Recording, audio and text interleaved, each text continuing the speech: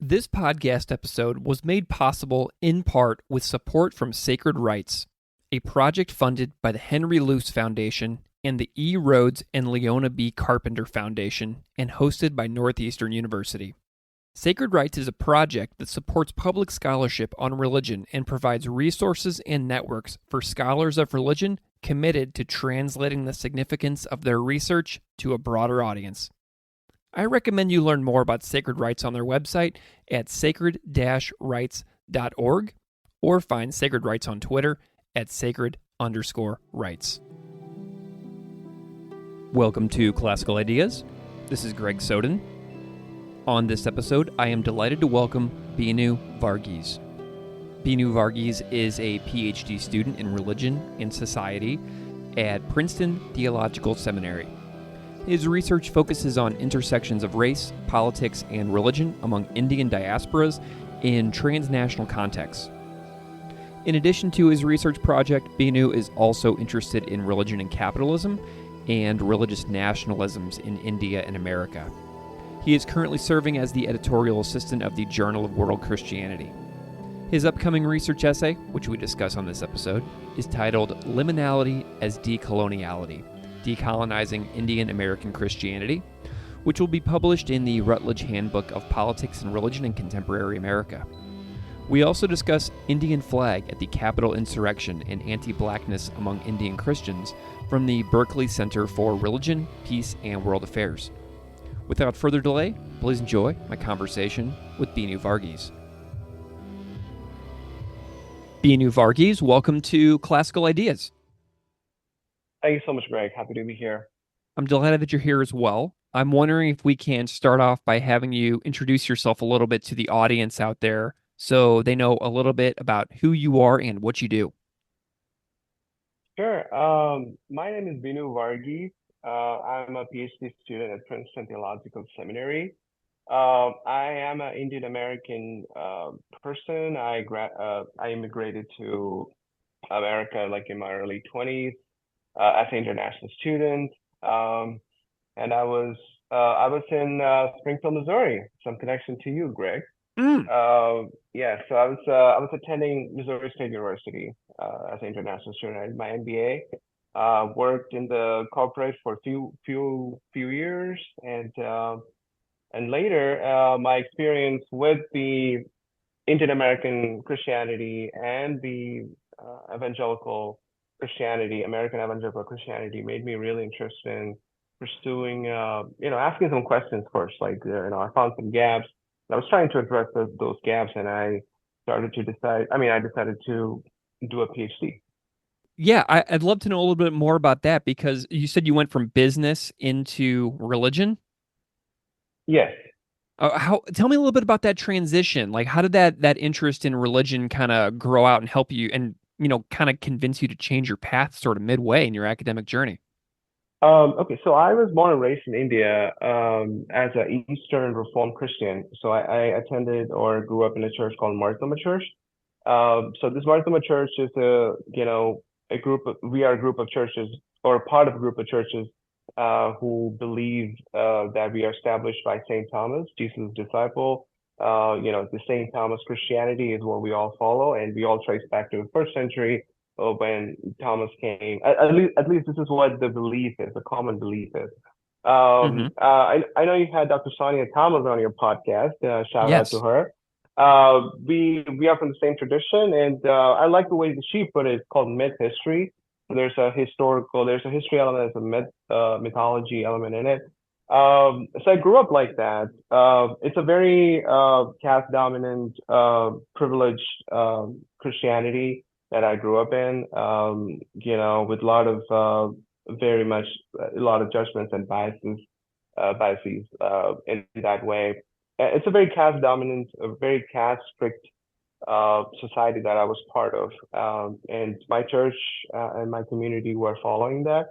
But as soon as I transitioned to America, then I see there are connections between my privileged Christianity, my caste dominant Christianity, with white evangelical Christianity, and I was like, that works for me.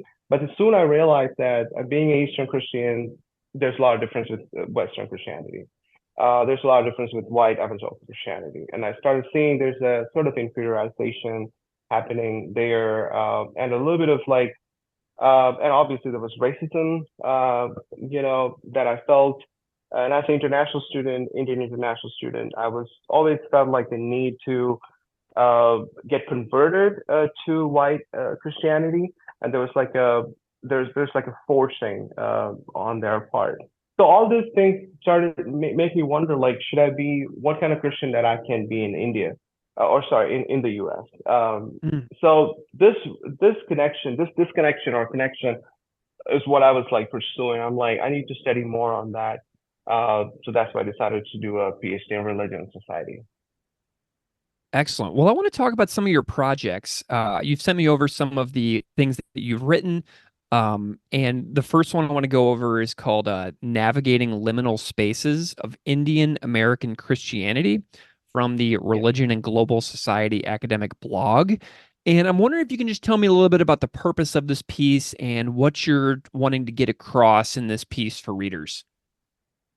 Yes. So that piece, that was the first time like I started to look at this disconnection or the rupture that I noticed between Indian American Christianity and the white evangelical Christianity, because at the exterior, what I noticed was that there's so many folks from Indian American churches, they're leaving to white evangelical spaces, or say mega church spaces. Um, then I realized, so that was the biggest issue, or that is still the biggest issue for Indian American churches, is that to keep, especially the second generation, third generation folks in the church. I started to look at that in a different way. I started to look at it as a colonization process. And shout out to my alma mater, Professor Soon Chan Ra at Fuller Theological Seminary, who coined the word Western captivity of ethnic churches. Mm. And also shout out to Dr. Prema Kurian at Syracuse, who actually mentioned this first to talk about de-ethnicization of Indian American Christians, to shed their ethnic beliefs, their rituals, their practices, customs, norms, to adopt those of white evangelical counterparts in America. So it was that made me think that there is a disconnect, a rupture, a fissure in Indian American Christianity that I need to address. So that piece, I took a very decolonial approach. Then I started talking about liminality, which we can talk later. But it was pretty much a decolonial approach, basically foregrounding the ideas of Gloria Anzaldúa, a Chicana thinker, who was active in the 90s. So yeah, so that was what piece all about. Wonderful. I'm wondering if you can talk a little bit about what that term liminal space means. I don't really know if I've ever talked about that on the podcast as well, and I'm just curious if you can explain what that term means to you. Yeah, so it has a big history. Liminal space has been used in anthropology and sociology a lot. So it is an anthropological term. It was discovered by Arnold van Gennep. So he was the first one who used that term from the Latin root limen, which means the threshold. So he basically he had a case study that he was talking about social processes uh, of rituals, like how rituals are practiced or performed in social processes. So there is three stages for that: the separation, transition, incorporation. But this is what Gennep came up with. But it was actually Victor Turner, another anthropologist, who actually adapted these to something called liminal spaces. Or he had another three stages was preliminal, liminal, and postliminal. So what happened in the preliminal or separation stage is that you are taking out of your what you call the purification process, or like losing one's old identity, which is happening in the preliminal. And the liminal space is where the contention happens. You're actually in the transition. You are in a flux. So that's what happened in the liminal transition phase. And the post-liminal or incorporation is that you are incorporated back into the community as a changed person or transformed being or transformed process. you are incorporated. And so in this case, maybe it's an assimilation process for Indian Americans to get back into the larger American sociopolitical landscape, I guess. So yeah, this is what liminality or liminal space, for me, that's what I meant. Excellent. Well, in the piece, you also talk a little bit about some demographics. You talk about cultural history, national history, religious history. And I'm wondering if you can tell listeners maybe some basic need to knows about the cultural, national, and religious history for like the introduction to American Indian Christianity around the country. Sure. Now I'm just gonna I have to make some wide sweeps here because some of these are like very it can be very specific, but we have all sort of Christian faith tradition expressed in Indian American Christianity altogether.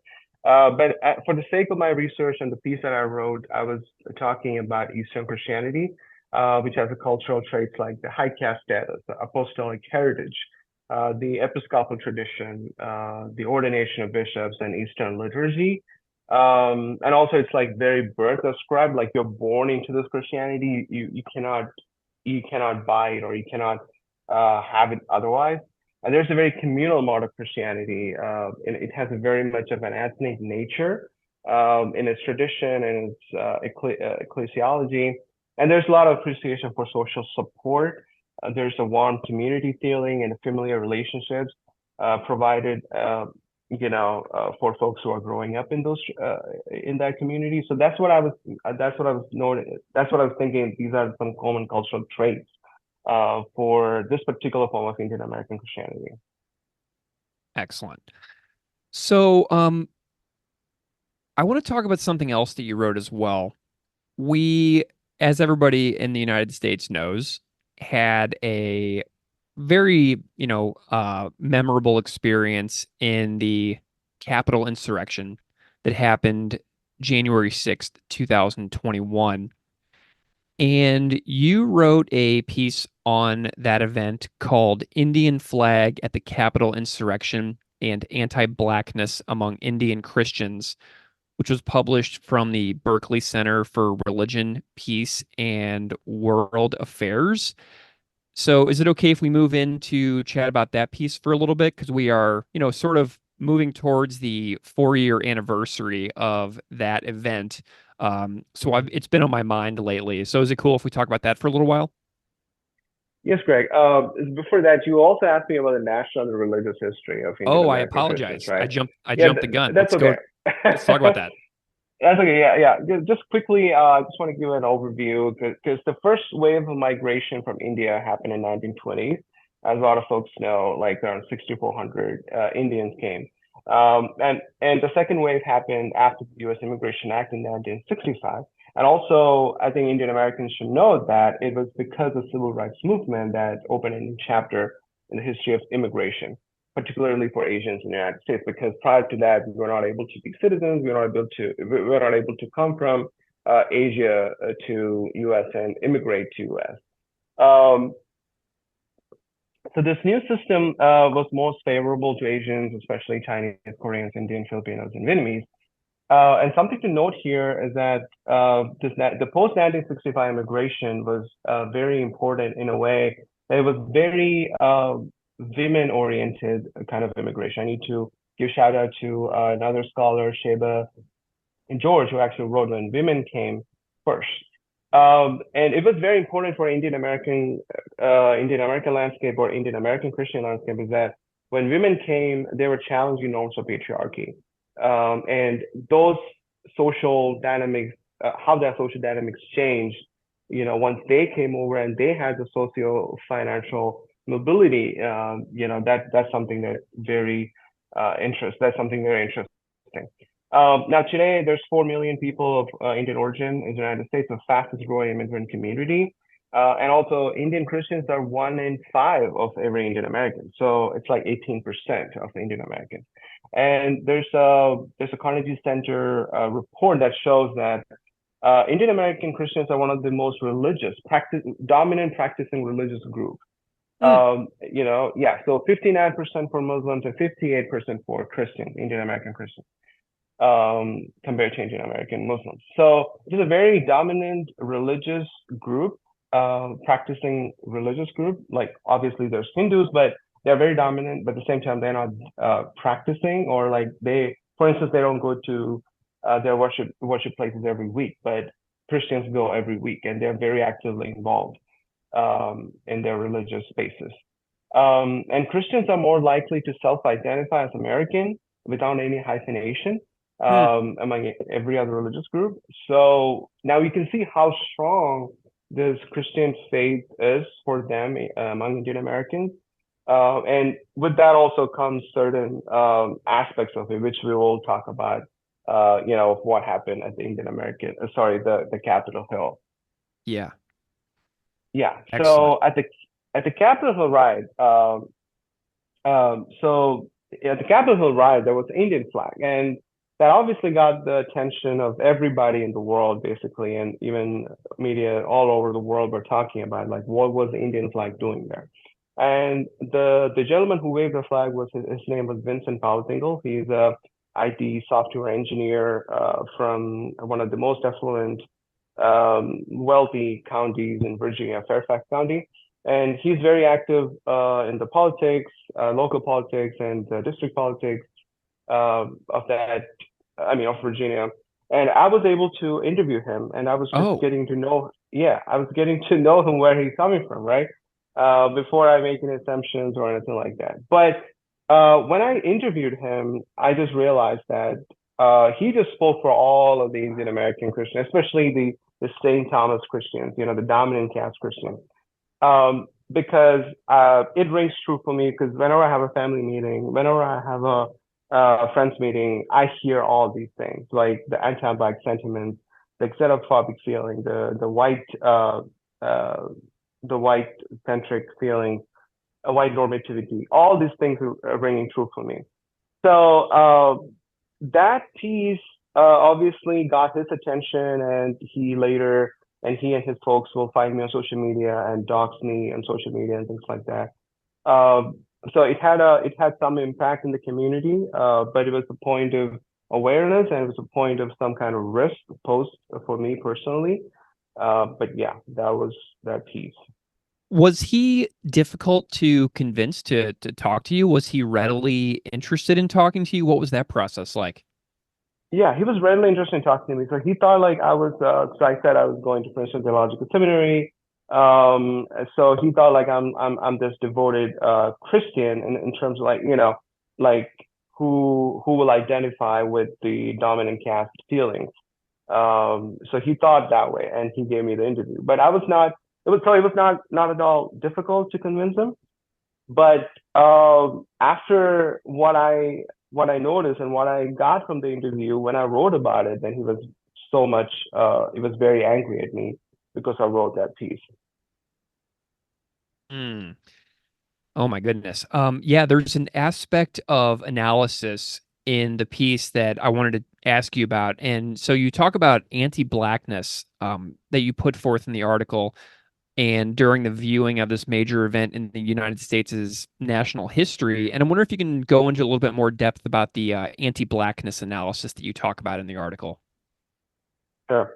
So the anti-blackness among Indian Americans slash Indian American Christians is very predominant. And obviously it's because of the post 1960 immigration and the way Indian Americans or even Asian Americans generally is placed between this black and white binary. And how we are forced to be a model minority and to behave properly, and this preferential option over blackness is what made the Indian Americans to think that they're better than black people, or black people are the real problems of the country.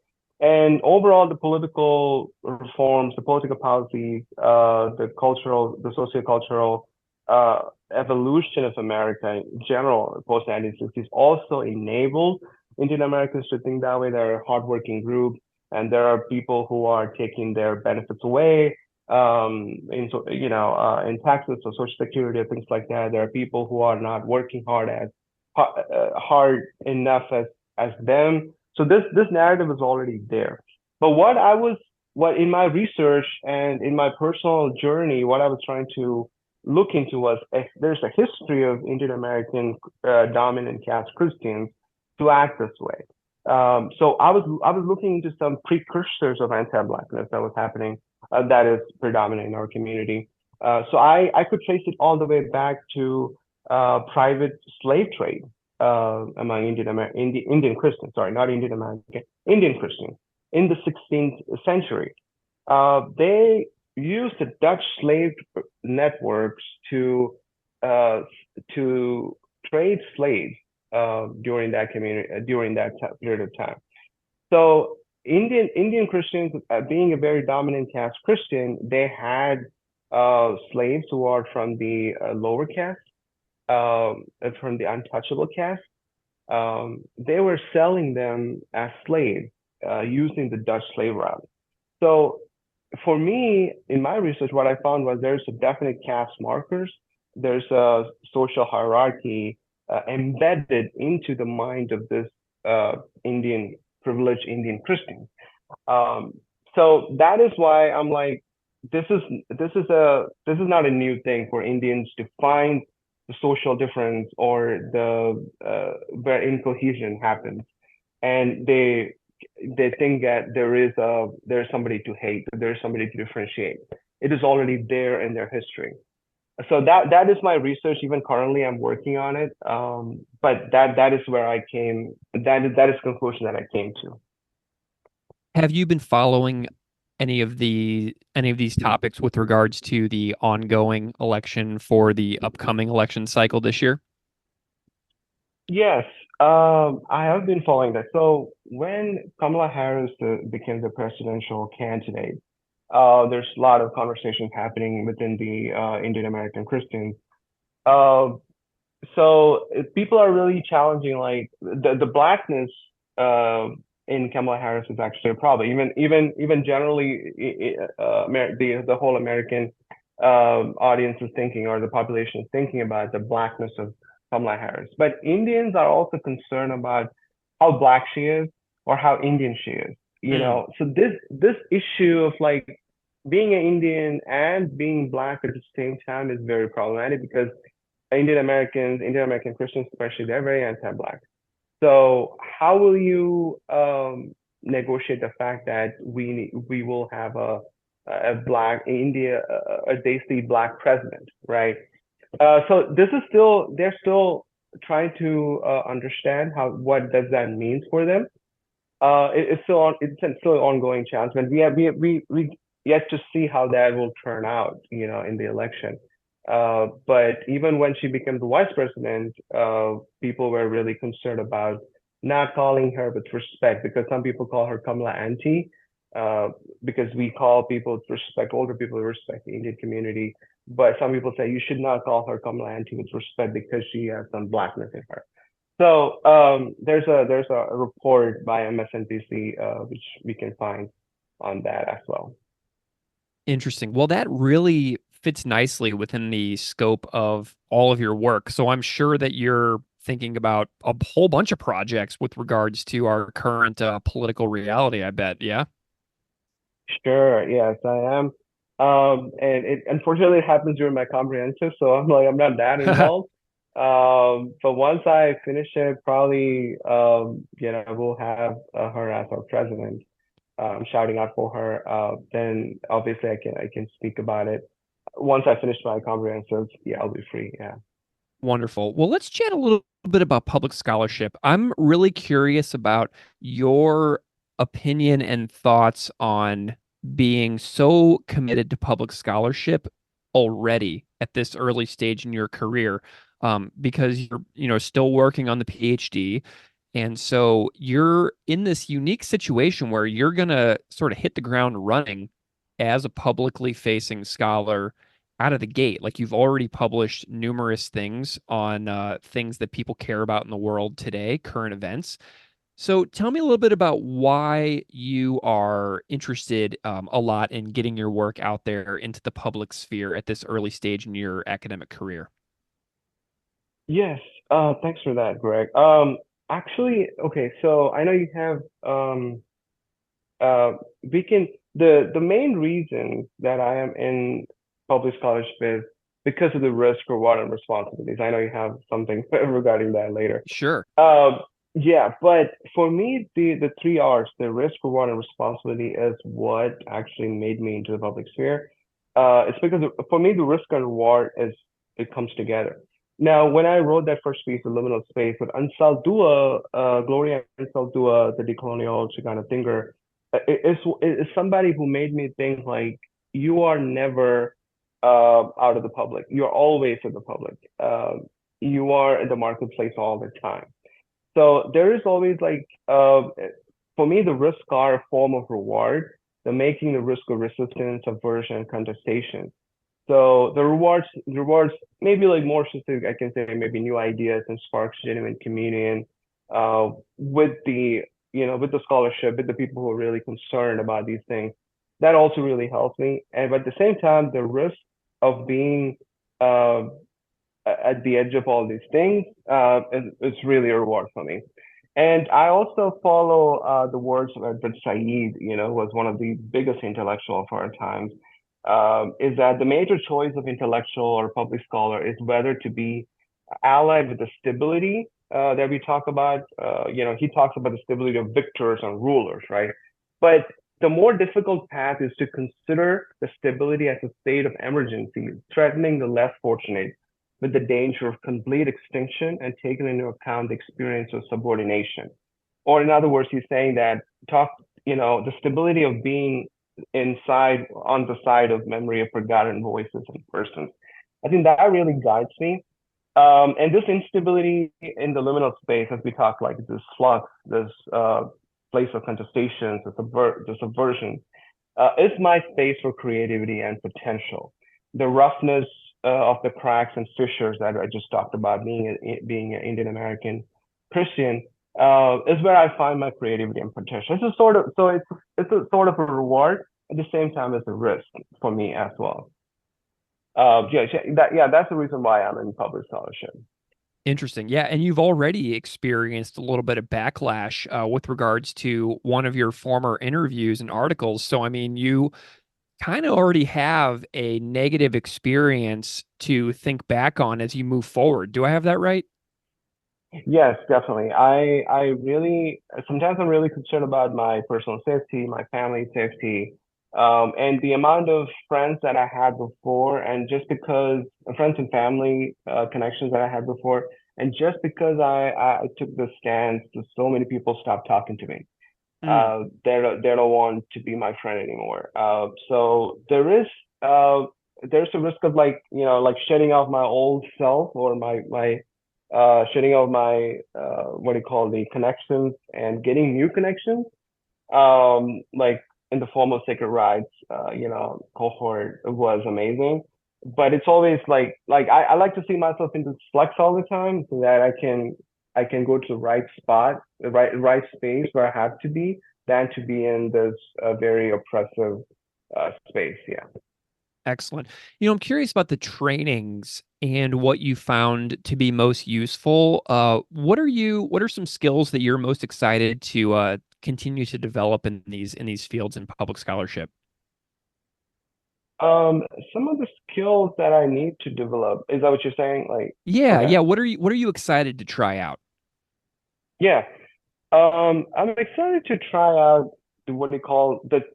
I was in the cohort. I was able to get so much of confidence, and I felt like I was an island by myself. Like I'm like, oh, why am I doing this? Or am I doing it right? Is there anybody else doing this? So the confidence that the cohort gave me, this, what the training gave me was very important, and the resources that they shared with us, and obviously, we pulled in our resources, our knowledge together, and the community that helped me to thrive, and I felt like I'm a crucial part of this community, which is always ongoing, which is growing and ongoing. These conversations are ongoing. So I really like that part. And those are maybe some of the skills that I developed, and be more specific, or what do you call more. cohesiveness in my thoughts, my writing, my journey, more accountability to each other. Yeah, these are some skills that I learned on the way. Wonderful. I'm I know that you're um working on doing some comprehensive exams and kind of moving through your own education at the moment. But what are you excited to work on in the future? Where are you what projects do you kind of have on the mind as you move forward in your career? Yeah, so right now, like I'm obviously finished my PhD, and I'm really excited about going deeper into this history of slavery, the of private Christian slave trade that happened in the Hmm. 16th century. I'm really excited to go into that and see what were some of the nuances and how uh, the trade networks uh, they were impacting Indian Christians or Indian people throughout the century and how that showed up in migration in different aspects. I'm really excited to know that. And also like my journey or my scholarship has these two ways of like a theory aspect to it. So I also want to talk to Indian American people in general, and Indian American Christians in particular. So that is what I'm focused on right now. But at the same time, I'm interested in religions, ecumenical, um, social justice movement. So I'm also like trying to raise some consciousness in the Princeton area to have a place for education, contemplation, and action, a very interreligious, interfaith space, which is all in my mind right now. It is nowhere. I haven't. Maybe I discussed with my mentor, but other than that, it's just all in my mind. But I'm still working on that along with my PhD project. So yes, so that's what I'm trying to be at in the immediate future. But later on, I see myself as a professor at a university or a seminary, talking about these things, and also being part of an institution, like an institution at the university or a seminary, which is more public facing. You know, talking about civic justice and social justice in a more interfaith, interreligious manner. That's what I'm interested in the long run. Excellent. Do you have any places that you would direct listeners' attention if they want to follow along with what you are doing now and in the future? Yes. So after some doxing on social media, my social media activity has gone down considerably, but I'm on Facebook as Binu Varghese. And people can always email me. My email is Binu Varghese M, my middle initial M at the end. So Binu Varghese M at gmail.com. That is my email. People can contact me. And obviously, there's my seminary website, the seminary email, binu.varghese at p2stem.edu. That's my email. So people can contact me over there and we can have a conversation. Fantastic. Well, Binu Varghese, thank you so much for coming on Classical Ideas and telling me about your articles navigating liminal spaces of Indian American Christianity and Indian flag at the Capitol Insurrection and anti-blackness among Indian Christians. It's been a delight to chat with you a little bit about your work today, get to know you, and whenever you get your dissertation and inevitable books in the future, please know that you're invited back on Classical Ideas to come back and have a return visit. Thank you so much for being here. Thank you so much, Greg. Thank you for this opportunity.